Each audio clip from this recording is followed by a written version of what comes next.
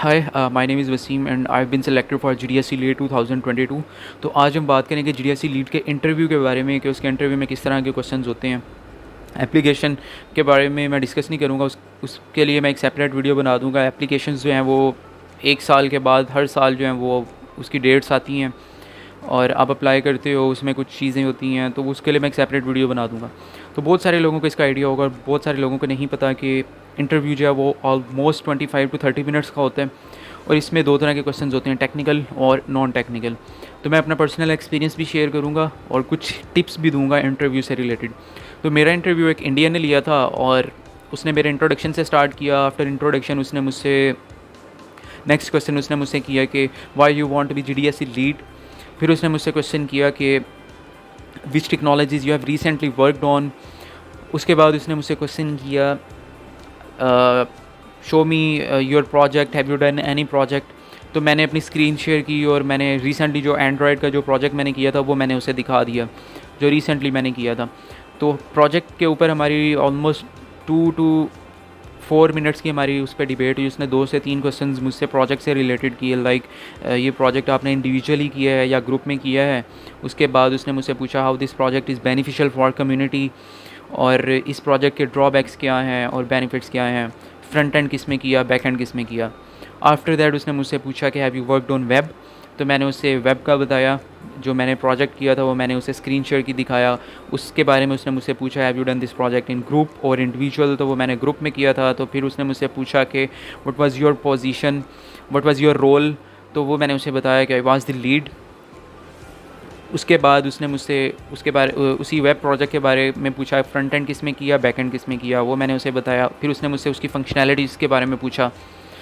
तो ये question web वाले क्वेश्चन के बाद उसने मुझसे पूछा कि which technologies you are interested to work on in future. तो यही क्वेश्चन एप्लीकेशन फॉर्म में भी होता है और यही क्वेश्चन इंटरव्यू में भी उसने पूछा। तो मैंने उसका आंसर वही किया जो मैंने अपने एप्लीकेशन फॉर्म में जो मैंने आंसर लिखा था। उसके बाद उसने क्वेश्चन किया कि have you been the part of any society in your university. मैंने उसका आंसर किया। इसी क्वेश्चन से रिलेटेड उसने मुझसे पूछा what was your position, what was your role. तो वो मैंने उसे बताया। फिर उसने मुझसे क्वेश्चन किया have you been the part of any global organization like IEEE और माइक्रोसॉफ्ट। तो मैंने उसका आंसर किया।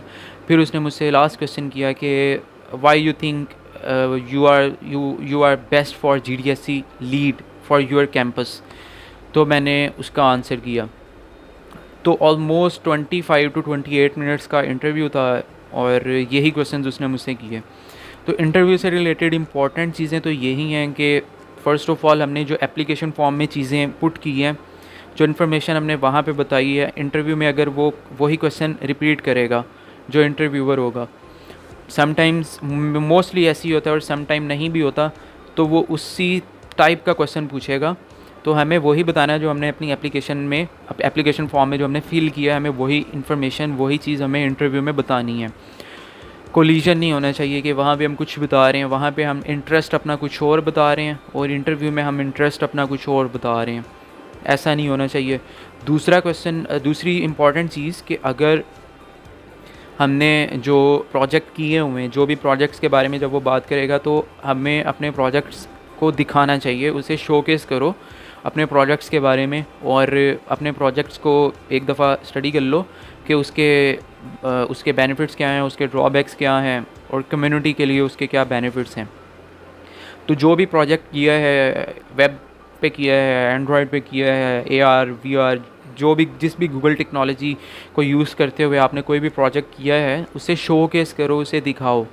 ये एक समझ लो कि एक पॉजिटिव गेस्चर जाता है इससे। एक तो आप जब उसे दिखाओगे, उसे आपकी टेक्निकल स्किल्स का, उसे आपकी टेक्निकल आपके लेवल का पता लगेगा कि आप वाकई ही एलिजिबल हो लीड की पोजीशन के लिए या नहीं।